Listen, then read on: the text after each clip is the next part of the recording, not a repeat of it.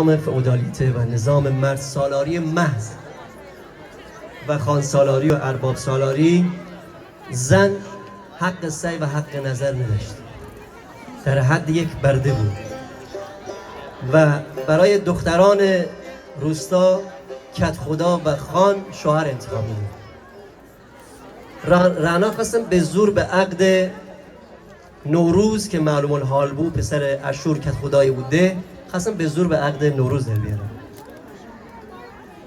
و رعنا یه رو ما جلوی او خان و ارباب که سالیان سال شاید چندین قرن زن اصلا جلوی ارباب حق حرف زدن نداشت، با ما جلوی ارباب پیسر بوده که من زنم حق رأی و حق نظر دارم و تن به این ازدواج ندارم و در مقابل او قدرت بیسه.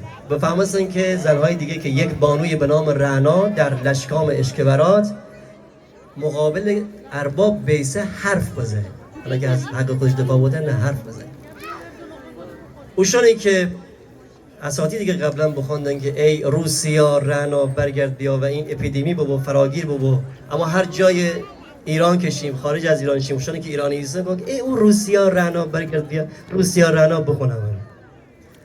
متاسفانه او بودی که خان و ارباب ای اسم روی رعنا بلند اون مبرهن و آشکار بودن. از دل و زبان رعنا متاسفانه کسی نوت و نخونده.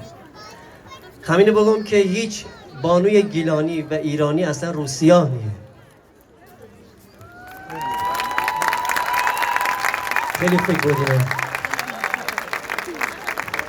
چرا اینقدر مکس بودیم؟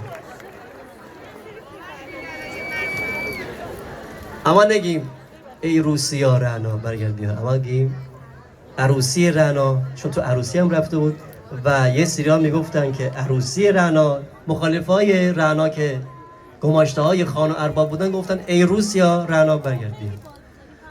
این یک زندگی بسیار تراژدی داشت، نهایتا خودکشی کنه و خیلی غم انگیزه، ولی اون بود 6 8 و شادش بیشتر الان همه اجرا کنن. خب اما اونو اجرا کنیم، ولی اصل اون ترانه رعنا و اون حته رعنا شما اجرا کنیم، بعد شادش هم اجرا کنیم. موافقی یا نه؟